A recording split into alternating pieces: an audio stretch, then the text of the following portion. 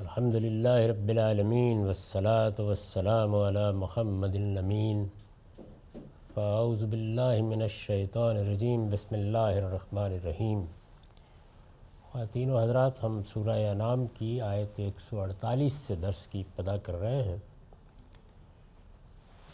اس سے پیچھے بعض بدعات کی تردید ہوئی اور یہ بات واضح کی گئی کہ اللہ تعالیٰ کے ہاں حرمت حلت کا قاعدہ کیا ہے، اور جن چیزوں کو اللہ تعالیٰ نے حرام ٹھہرایا ہے ان کی کیا نوعیت ہے۔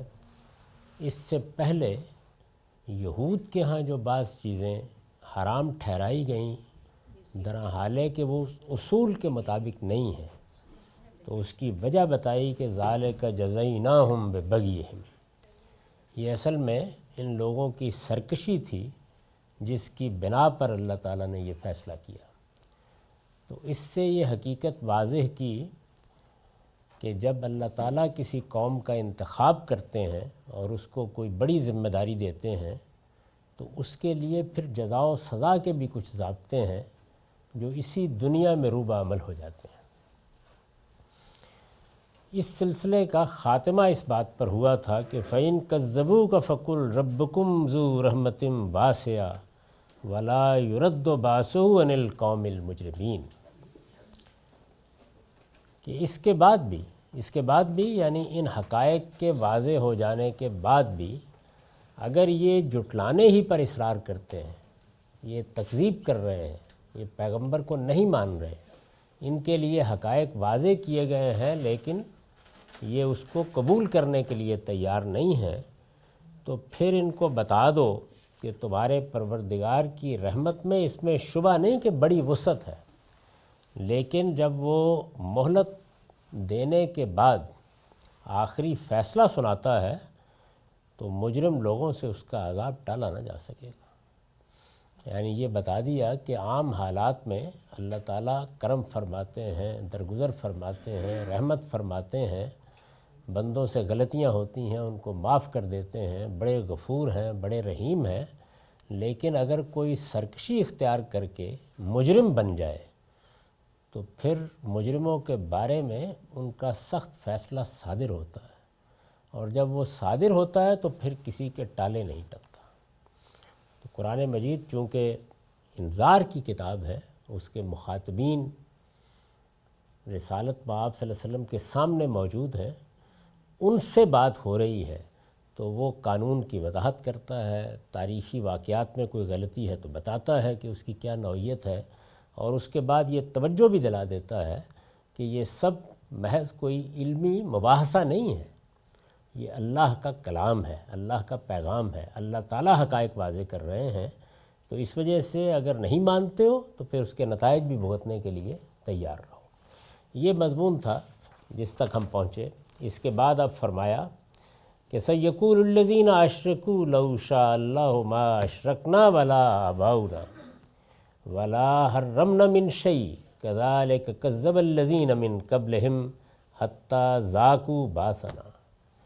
اس کے جواب میں یعنی جب یہ بات کہی جائے گی تو اس کے جواب میں یہ مشرک اب کہیں گے کہ یار اللہ چاہتا تو نہ ہم شرک کرتے، نہ ہمارے باپ دادا، اور نہ ہم کسی چیز کو حرام ٹھہراتے۔ یہ بالکل وہی استدلال ہے جو عام طور پر سرکشی کے بعد پیش کیا جاتا ہے کہ اللہ تعالیٰ کے ہاتھ میں ہر چیز ہے، اس کا اختیار اس پورے عالم کا احاطہ کیے ہوئے ہے، وہ ہر چیز پر قدرت رکھتا ہے، تو اگر وہ نہ چاہتا تو ہم یہ سب نہ کرتے۔ یعنی جب اس نے اس کائنات کا نظم اپنے ہاتھ میں رکھا ہوا ہے تو اگر ہم شرک کر رہے ہیں، اگر ہم جرائم کا ارتکاب کر رہے ہیں، اگر ہم حرمت و حلتوں کے بارے میں یہ فیصلے کر رہے ہیں تو یہ سب در حقیقت اللہ تعالیٰ ہی کی طرف سے ہو رہا ہے، اس لیے کہ وہ اس کائنات کا خالق ہے، وہ ہمارا مالک ہے۔ یہ استدلال دلچسپ بات یہ ہے کہ اس طرح کے عناد سے اٹھتا ہے اور پھر تاریخ انسانی کا مطالعہ کرنے سے معلوم ہو جاتا ہے کہ فلسفہ بن جاتا ہے۔ یہ وہی استدلال ہے۔ اس پر میں نے لکھا ہے کہ یہ آخری بات ہے جو مشرکین بحث میں ہر طرف سے پسپا ہو جانے کے بعد کہتے تھے۔ آپ کو بھی کبھی اس کا موقع ملے اور آپ اللہ تعالیٰ کا دین پیش کریں، اس کی دعوت لوگوں تک پہنچائیں، تو آپ یہ دیکھیں گے کہ پہلے استدلال ہوگا، لیکن آخر میں آ کر جبر و قدر کی اسی پرانی بحث میں جا کے پناہ لے لی جائے گی کہ اگر اللہ چاہتا تو ہم ایسا نہ کرتے، اللہ ہی نے ہم کو اس راستے پر ڈال دیا ہے۔ یہی بالکل وہ نقطہ نظر ہے جو ابلیس نے اختیار کیا کہ یہ اصل میں آپ نے پھندا لگایا تھا، آپ ہی نے مجھے اغوا کیا، آپ ہی نے اس راستے پر مجھے ڈالا، اس وجہ سے اب میں نے یہ کر ڈالا ہے تو اس کی ذمہ داری آپ پر ہے، اس کی ذمہ داری مجھ پر نہیں ہے۔ اسی فلسفے کو یہ حضرات بھی پھر آخر میں پیش کر دیتے ہیں۔ تو اس میں جو خاص بات ذہن میں رکھنے کی ہے وہ یہ ہے کہ جب بحث اس مقام پر پہنچ جاتی کہ اب آپ کے پاس کوئی دلیل باقی نہیں ہے، یعنی فطرت کہہ رہی ہے کہ سچائی پر ہی قائم ہونا چاہیے، انصاف ہی پر دنیا کو قائم ہونا چاہیے، دنیا کا نظم بھی اسی کا تقاضا کر رہا ہے۔ اچھا بدرجہ آخر افادیت کے فلسفے پر ہی آ جائے، یوٹیلیٹیرینزم پر آ جائیے تو وہاں بھی جا کے یہی تقاضا ہے، لیکن انسان جب ان سارے دلائل کو رد کر دیتا ہے اور عملی طور پر بالکل دوسری جگہ کھڑا ہونے کے باوجود رد کر دیتا ہے، یعنی اگر آپ غور کر کے دیکھیں تو انسان جس وقت اپنے دائرے میں آتا ہے، جس وقت خود اپنے ہاں فیصلے کرتا ہے، جب اپنے سے متعلق لوگوں کے لیے جزا و سزا کا فیصلہ کرتا ہے، جب خود کوئی نظم بناتا ہے تو جبر و قدر کے اس فلسفے کو بھول جاتا ہے۔ لیکن جب حقائق کے اعتراف کی طرف توجہ دلائی جائے تو پھر بحث کرتا ہے، اور بحث کا آخری نقطہ یہی ہوتا ہے۔ یہ آخری بات ہے جو مشرکین بحث میں ہر طرف سے پسپا ہو جانے کے بعد کہتے تھے کہ اگر ہم غلطی کر رہے ہیں تو خدا کے اختیار میں تو سب کچھ ہے، وہ ہمیں اس غلطی سے روک کیوں نہیں دیتا؟ جب اس نے نہیں روکا تو اس کے معنی یہی ہیں کہ ہم جو کچھ کر رہے ہیں خدا کی مرضی سے اور اس کے حکم کے مطابق کر رہے ہیں۔ یہ استدلال ہے، تو قرآن نے اس کو نقل کیا۔ سَيَقُولُ الَّذِينَ أَشْرَكُوا لَوْ شَاءَ اللَّهُ مَا أَشْرَكْنَا وَلَا آبَاؤُنَا وَلَا حَرَّمْنَا مِنْ شَيْءٍ۔ یہ مشرک اب کہیں گے کہ اگر اللہ چاہتا تو ہم نہ شرک کرتے، نہ ہمارے باپ دادا، اور نہ ہم کسی چیز کو حرام ٹھہراتے۔ تو یہ کوئی نئی بات ہے جو ان لوگوں نے کہہ دی ہے۔ كَذَلِكَ كَذَّبَ الَّذِينَ مِن قَبْلِهِمْ حَتَّى ذَاقُوا بَأْسَنَا۔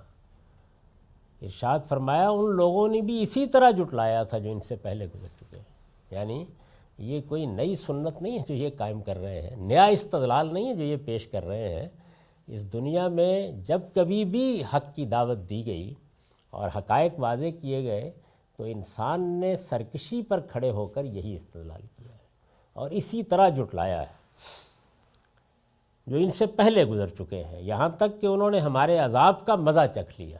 یعنی یہ بھی نہیں ہوا کہ چلیے ایک بات کہی پھر توجہ ہو گئی، توجہ دلائی گئی اور متنبہ ہو گئے، نہیں، بس وہ آخری مرحلہ آ گیا کہ جب پھر اللہ تعالیٰ نے اس طرح کے مجرموں کو پکڑ لیا۔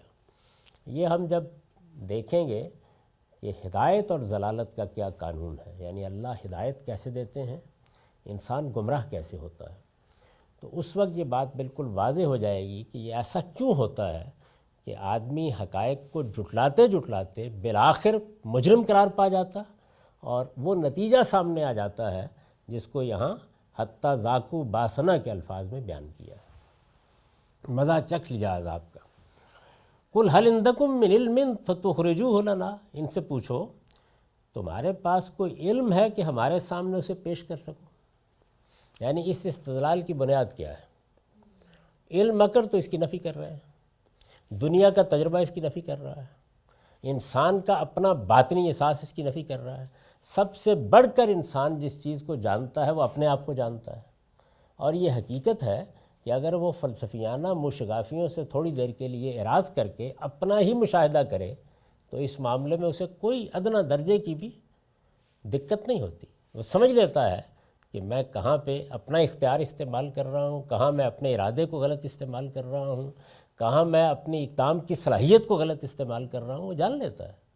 یعنی وہ اپنے نفس پر خود گواہ ہے، بل الانسان علی نفسہ بصیرہ، یعنی وہ پوری طرح گواہ ہوتا ہے، جانتا ہے، لیکن بہرحال وہ اس کی نفی کرتا ہے، اور جب اس کی نفی کرتا چلا جاتا ہے تو اس کے بعد جب اس سے پوچھا جاتا ہے کہ تمہارے پاس اس کی دلیل کیا ہے، یعنی علم کی بنیاد پر بات کرنی چاہیے نا، یہ قیاس کہ اللہ تعالیٰ چونکہ اس کائنات کا پروردگار ہے، سارا اختیار اس کے پاس ہے، اس نے کائنات کا نظم اپنے ہاتھ میں رکھا ہوا ہے، تو مجھے گمراہ بھی وہی کر رہا ہے، مجھے غلطی پر بھی وہی ڈال رہا ہے۔ تو یہ استدلال جو ہے، اس کے پیچھے بھی تو کوئی استدلال ہونا چاہیے نا، کوئی علم ہونا چاہیے۔ وہ علم کیا ہو سکتا ہے؟ ظاہر ہے کہ انسان کے تجربے اور مشاہدے کی بنیاد پر کوئی عقلی قیاس ہو سکتا ہے۔ انسان کے پاس جو علم کی اساسات ہیں وہ یہی ہیں، یا وہ روایت جو پیغمبروں کے ذریعے سے قائم ہوئی ہے اس میں کوئی بات ہو سکتی ہے، جس کو اثارۃ من العلم کہا ہے دوسری جگہ۔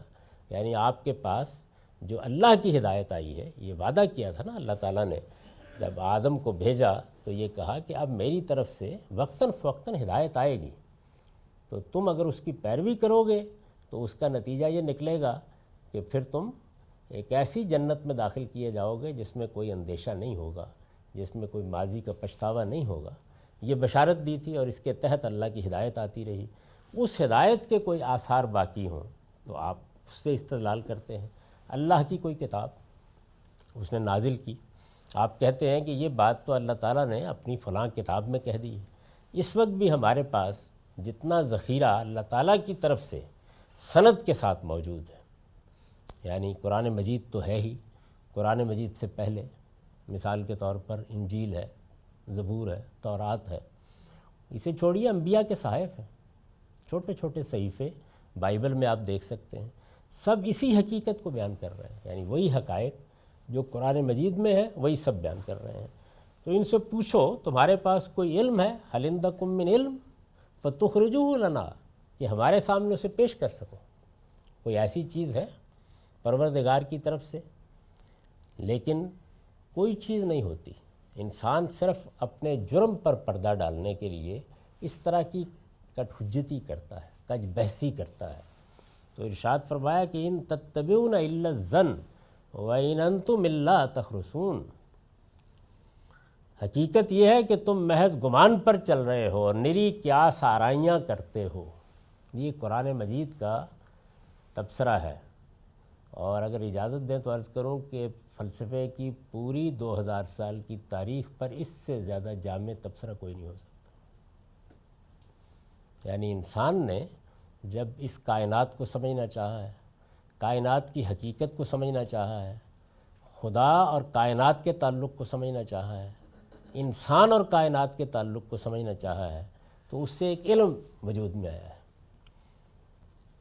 اس علم نے اگرچہ ایک اور بہت اچھے اور بہت بڑے علم کو جنم دیا، اور وہ جدید سائنس ہے۔ یہ اسی کی آغوش سے پیدا ہوئی ہے۔ آپ کہہ سکتے ہیں کہ یہ وہ خیر ہے جس کے بارے میں کہا جاتا ہے کہ خدا شر برانگیزت کہ خیر مادراں باشد، یعنی انسان نے جب سمجھنا شروع کیا، سوالات اٹھائے، چیزوں کو ذرا توہمات سے ہٹ کے جاننا چاہا، تو ایک لمبی مدت کے بعد بالآخر وہ وہاں پہنچا جہاں اس نے اپنی توجہات کا سارا ارتکاز اس دنیا کو سمجھنے پر کر دیا، اور نتیجے کے طور پر بڑی صحیح جگہ پر کھڑا ہو کر انسانیت کے لیے بہت سی سہولتیں پیدا کرنے میں کامیاب ہو گیا۔ لیکن اس کے پیچھے ایک لمبی تاریخ ہے انہی قیاس آرائیوں کی اور انہی ظنون و اوہام کی، یعنی اس کی کوئی بنیاد نہیں تھی۔ یہ قیاس کے بارے میں بھی یہ بات سمجھ لیجئے کہ ہمارے پاس چونکہ ایک اللہ تعالیٰ کی دی ہوئی بہت بڑی نعمت ہے، وہ عقل ہے، لیکن عقل کے استدلال کے مقدمات ٹھیک ہونے چاہیے، اور وہ مقدمات جن سے وہ استدلال کرے گی، یعنی عقل تو یہ کہے گی نا کہ یہ بات ہے، اس سے یہ نتیجہ نکلتا ہے۔ بھئی بات یہ ہے کہ وہ کہے گی کہ دھواں نظر آ رہا ہے، اس کے پیچھے آگ ہونی چاہیے، لیکن دھواں تو دکھائیے نا پہلے۔ یہ جتنی آپ کو تاریخ ملتی ہے اس میں اصل میں دھواں ہی نہیں ہے کہیں، دونوں چیزیں قیاس ہی سے نکالنے کی کوشش کی جاتی ہے۔ درا حالے کہ اگر آپ تجربے اور مشاہدے کے مقدمات پہلے متعین کر لیں اور پھر قیاس کریں، اس میں بھی غلطی کا امکان ہے، وہ بھی غلط ہو سکتا ہے، لیکن وہ کوئی بربنائے حقیقت قیاس ہوگا۔ یہ جو محض قیاس ہے اس کو بیان کیا جائے، ان تتبعون الا الظن، تم محض گمان پر چل رہے ہو، یعنی گمان بھی آخر کسی چیز کو دیکھ کے ہوتا ہے نا۔ ہم گمانی کی بنیاد کے اوپر بہت سے علوم پیدا کرنے میں کامیاب ہو جاتے ہیں۔ اسی طرح قیاس ہماری زندگی کی ایک بڑی حقیقت ہے۔ عقلی استدلال انسان کا بہت بڑا شرف ہے، بات یہ ہے کہ یہ نرا استدلال نہیں ہونا چاہیے، اس کی بنیاد ان مقدمات پہ ہونی چاہیے کہ جو مقدمات اپنی جگہ محکم ہوں۔ اب ظاہر ہے کہ وہ اگر آپ الہی علم سے صرف نظر کر لیں، جیسے کہ انسان نے اس وقت کر رکھا ہوا ہے، تو وہ مقدمات آپ کو کیا چیز فراہم کرے گی؟ دو ہی چیزیں فراہم کریں گی، یعنی یا تجربہ اور مشاہدہ فراہم کرے گا، اور یا ماضی کا کوئی تجربہ اور مشاہدہ تاریخی شہادت کی بنیاد پر فراہم کر دے گا۔ اس کے سوا آپ کے پاس کوئی چیز نہیں ہوتی۔ ان دو بنیادوں پر کھڑے ہو کر آپ عقلی استدلال کرتے ہیں۔ میں نے پھر عرض کیا کہ وہ بھی غلط ہو سکتا ہے، لیکن اس کی غلطی بتانا بہت آسان ہوتا ہے، اس سے نکالنا بہت آسان ہوتا ہے۔ محض تخیلات کی ایک دنیا آباد کر کے آپ قیاس پر قیاس کرتے چلے جاتے ہیں۔ اچھا، بعض موقعوں کے اوپر وہ قیاس بہت فیسینیٹ کرتا ہے، یعنی آدمی کہتا ہے کہ واہ کیا بات کہی، یہ تو ایک طلسم پیدا کر دیا۔ یہ شاعرانہ سطح پر بھی چلا جاتا ہے، اور آپ دیکھتے ہیں کہ شاعر حضرات بعض اوقات اسی طرح کے تخیلات کی ایسی دنیا بنا دیتے ہیں کہ آدمی واہ واہ کرتا رہ جاتا ہے۔ آپ اس کی تحلیل جب کرتے ہیں تو معلوم ہوتا ہے کہ اس کا اس دنیا سے کوئی تعلق نہیں ہے جس میں ہم رہ رہے ہیں، یہ کوئی اور دنیا ہے جس کی باتیں ہو رہی ہیں۔ اس سے حظ اٹھایا جا سکتا ہے، اس سے لطف اٹھایا جا سکتا ہے، اس کی داد دی جا سکتی ہے، اس کے ساتھ تفریق کا عنصر وابستہ کیا جا سکتا ہے، لیکن اس سے حقائق کا استخراج کر لیا جائے، اس سے زیادہ بڑی حماقت کوئی نہیں ہو سکتی۔ تو تبصرہ کیا کہ ان تتبعون الا الظن وان انتم الا تخرصون، اور اس سے یہ سبق بھی دیا کہ ہماری زندگی میں حقائق پر مبنی علم وجود میں آنا چاہیے، یعنی حقائق پر مبنی علم ہی ہے جو انسان کو صحیح راستے پر رکھتا ہے۔ اس میں بھی میں نے پھر عرض کر دیا کہ غلطی کا امکان ہے، لیکن راستہ درست ہونا چاہیے۔ یہ راستہ ہی ٹھیک نہیں ہے کہ آپ محض ظنون و اوہام پر، محض اٹکل کے تیر تکے چلانے پر اپنے سارے علم اور اپنی ساری زندگی کی بنیاد رکھ لیں۔ قل فللہ الحجۃ البالغہ، یہ پیچھے کہا نا کہ حقیقت یہ ہے کہ تم محض گمان پر چل رہے ہو اور نری قیاس آرائیاں کرتے ہو۔ اب فرمایا ان سے کہو کہ اللہ کے پاس تو تمہارے لیے صرف حجت ہے پہنچ جانے والی۔ حجت یعنی وہ دلیل کہ جو بالکل ٹھیک جگہ پہنچ جائے، حجت بالغہ، جس جگہ اس کو پہنچنا چاہیے وہیں پہنچے، جو نتیجہ اس کو نکالنا چاہیے وہی نکالے، گویا ٹھیک جگہ سے اٹھے اور ٹھیک نتیجے تک پہنچے۔ اس پر میں نے لکھا ہے، یعنی خدا کی اس اسکیم میں جو دنیا میں تمہارے امتحان کے لیے جاری کی گئی ہے۔ اللہ تعالیٰ نے کائنات بنائی، اس میں انسان کو پیدا کیا، بعض دوسری مخلوقات بھی پیدا کی۔ انسان کے لیے یہ دنیا جس میں ہم رہ رہے ہیں، یہ ایک عارضی دنیا کی حیثیت سے بنائی گئی، اور اس میں تمام جتنی چیزیں ہیں وہ اس اصول کو سامنے رکھ کر رکھی گئیں یا دی گئیں کہ تمہیں ایک ابتلا سے گزرنا ہے، ایک امتحان سے گزرنا ہے۔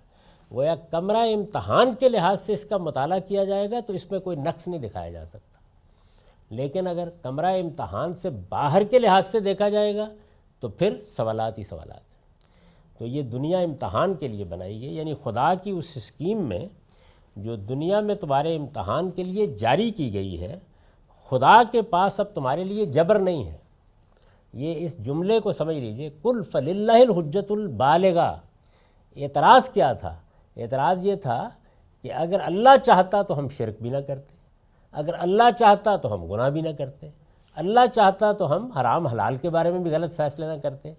تو پہلے تو یہ بتایا کہ یہ تمہاری بات اپنی بنیاد میں کوئی علم نہیں رکھتی، پھر یہ بتایا کہ یہ تمہارے ظنون اوہام، تمہارے گمان، تمہاری قیاس آرائیاں، تمہارے اٹکل پچو دعوے ہیں، اس کے سوا اس کی کوئی حقیقت نہیں۔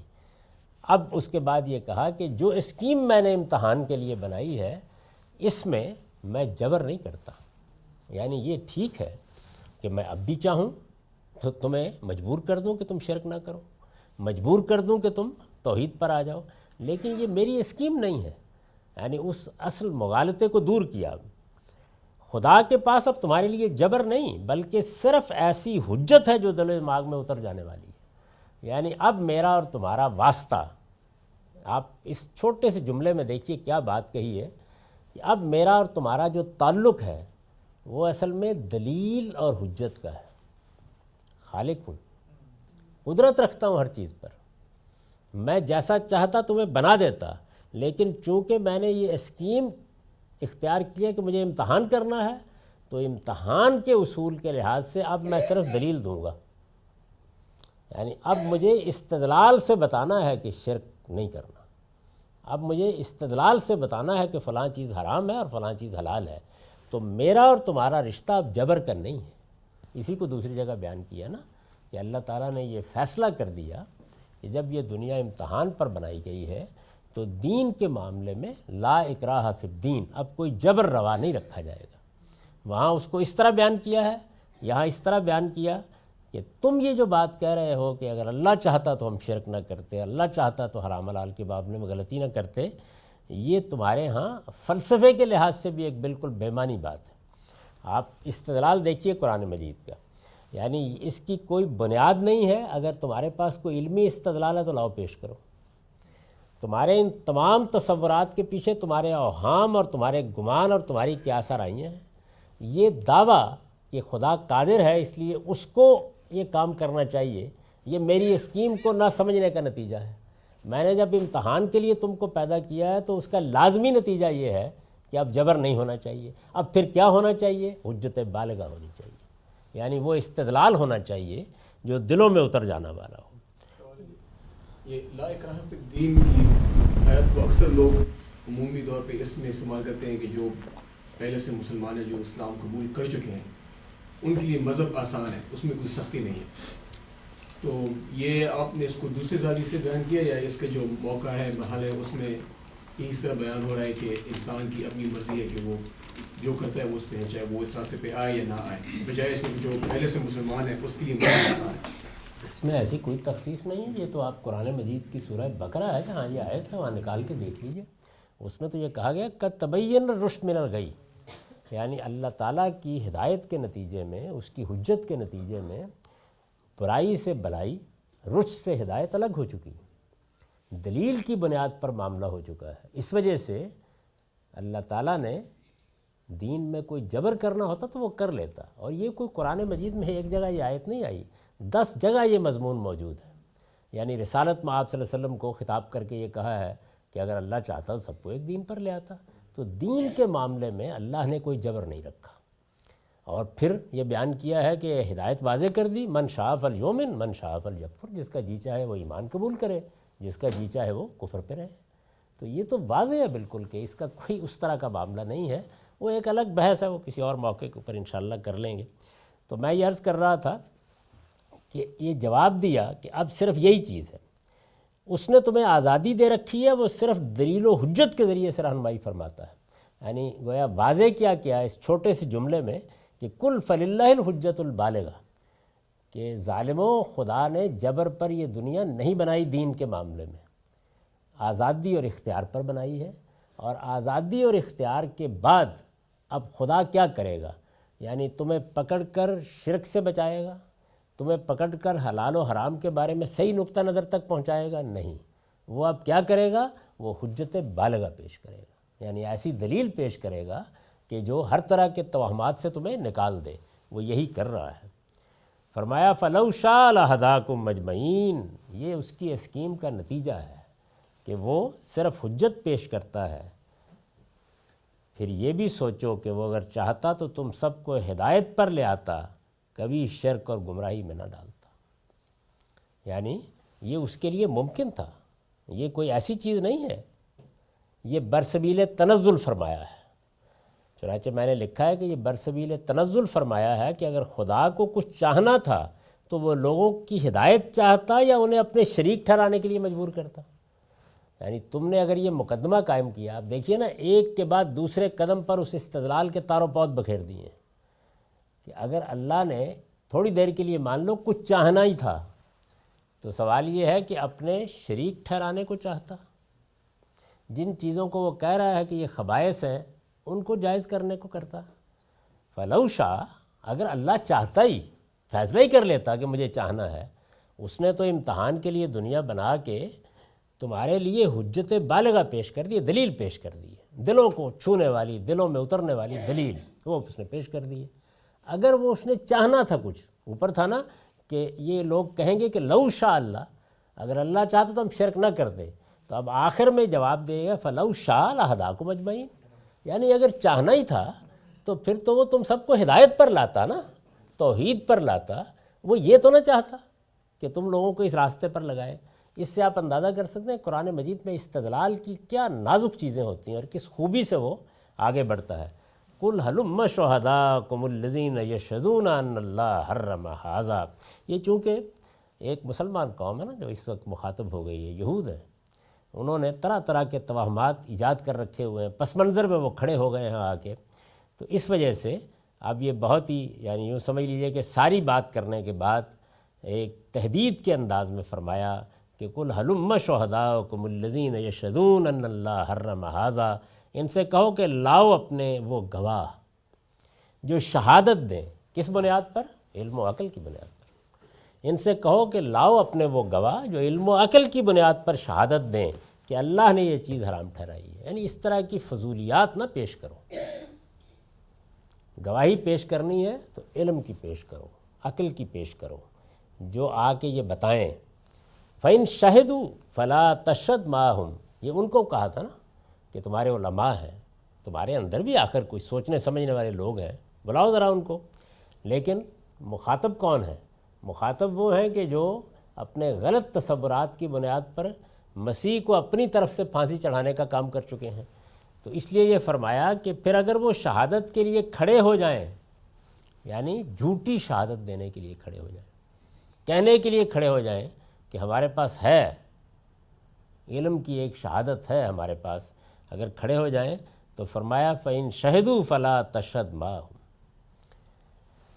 پھر اگر وہ ڈٹائی کے ساتھ جھوٹی شہادت کے لیے کھڑے ہو جائیں تو تم ان کے ساتھ یہ شہادت نہ دینا، یعنی پھر گویا اعراض کا موقع آ جائے گا۔ اس کا مطلب یہ ہے کہ ضد ہٹ درمی نے جھوٹ بولنے پر آمادہ کر دیا ہے، علم عقل اپنی جگہ چھوڑ چکے ہیں، اگر معاملہ یہاں پہنچ جائے تو پھر اعراض، شہادت نہ دینا۔ وَلَا تَتَّبِعْ أَهْوَاءَ الَّذِينَ كَذَّبُوا بِآيَاتِنَا وَالَّذِينَ لَا يُؤْمِنُونَ بِالْآخِرَةِ وَهُمْ بِرَبِّهِمْ يَعْدِلُونَ، اور ان لوگوں کی خواہشوں کی پیروی نہ کرنا جنہوں نے ہماری آیتوں کو جھٹلا دیا ہے، جو آخرت کو نہیں مانتے اور اپنے پروردگار کے ہمسر ٹھہراتے ہیں۔ تو یہ میں عرض کر رہا تھا کہ یہ جو کہا کہ اگر اللہ کو چاہنا ہی تھا تو پھر وہ سب کو ہدایت پر لے آتا، تو یہ برسبیل تنزل فرمایا ہے کہ اگر تھوڑی دیر کے لیے یہ مان لیا جائے، میری اسکیم کیا ہے؟ میری اسکیم تو یہ ہے کہ میں تمہیں آزادی دے کر، اختیار دے کر آزما رہا ہوں، اس لیے مجھے تو حجت بالغہ ہی پیش کرنی ہے، لیکن برسبیل تنزل تھوڑی دیر کے لیے، برسبیل تنزل یعنی بحث کے لیے، چلیے مان لیتے ہیں تھوڑی دیر کے لیے کہ میں کچھ چاہنا ہی کا فیصلہ کرتا۔ یہ برسبیل تنزل فرمایا ہے کہ اگر خدا کو کچھ چاہنا تھا تو وہ لوگوں کی ہدایت چاہتا یا انہیں اپنے شریک ٹھہرانے کے لیے مجبور کرتا، یا اس بات کے لیے مجبور کرتا کہ میرے پیدا کیے ہوئے طیبات کو حرام ٹھہراؤ۔ مطلب یہ ہے کہ احمقو، تو یہ تم کیسی باتیں کرتے ہو، یہ حماقت پر گویا توجہ دلائیے کہ یہ تم کیا باتیں کر رہے ہو۔ اب اس کے بعد پھر شہادت کہ تمہارے اندر بھی تو کچھ لوگ موجود ہیں، کچھ ہیں جن کی طرف تم رجوع کر سکتے ہو۔ اول تو امید نہیں ہے کہ علم و عقل کی بنیاد پر وہ اتنا جھوٹ بولنے کے لیے تیار ہو جائیں گے، لیکن اگر بولنے کے لیے آمادہ ہو ہی جاتے ہیں تو پھر اعراض کر لو، یعنی پھر بحث ختم ہو گئی۔ اس کے بعد اب کیا کیا جا سکتا ہے؟ اس پر میں نے لکھا ہے یعنی ان خواہشوں کی پیروی نہ کرنا جو انہیں شرک و بدعت کی اس ضلالت میں مبتلا کر دینے کا باعث ہوئی۔ یہ جو شرک پیدا ہوتا ہے یا دین میں کوئی نئی باتیں ایجاد کی جاتی ہیں، بدعت کا مطلب کیا ہے؟ دین میں اپنی طرف سے کوئی بات ایجاد کرنا، اس کو بدعت کہا جاتا ہے۔ اور شرک، یہ دونوں مذہبی اعتبار سے بڑے گناہ ہیں۔ آپ کے علم میں ہوگا کہ سورہ اعراف میں جو آگے سورہ آ رہی ہے، جب اللہ تعالیٰ نے یہ بتایا کہ میں نے حرام کیا چیزیں قرار دی ہیں، تو اس میں 3 چیزیں تو وہ ہیں کہ جو گویا انسانی فطرت ہمیشہ سے جانتی ہے، لیکن 2 باتیں خاص طور پر بیان کی ہیں، ایک شرک اور دوسرے بدعت۔ بدعت یہ محض کوئی فرقہ بندی کی بحثوں کی چیز نہیں ہے، یہ بہت بڑا گناہ ہے۔ یعنی اس کا مطلب کیا ہے؟ اس کا مطلب یہ ہے کہ کوئی بندہ یا تو دین کو ناقص قرار دے کے اس میں کوئی بہتری پیدا کر رہا ہے یا صریح طور پر اللہ کے اوپر جھوٹ باندھ رہا ہے. تو اس لیے خاص طور پر یہ کہا کہ ایسی بدعتوں کی پیروی نہ کرنا. یہاں مشرکین کی بدعتوں کو خواہشوں کے لفظ سے تعبیر فرمایا ہے. اس کی وجہ یہ ہے کہ جس چیز کے حق میں علم و عقل کی کوئی دلیل نہ ہو، اس کی دلیل کیا ہوتی ہے؟ خواہش. یعنی علم و عقل کی دلیل نہ ہو، پھر لوگ کہتے ہیں کہ بھائی اچھی بات ہے نا، کیا فرق پڑتا ہے اس سے؟ تو آپ کی خواہش پھر اس کی دلیل بن جاتی ہے. یہ سلسلہ بھی جاری ہے. اقول قولی ھذا واستغفر اللہ لی ولکم ولسائر المسلمین.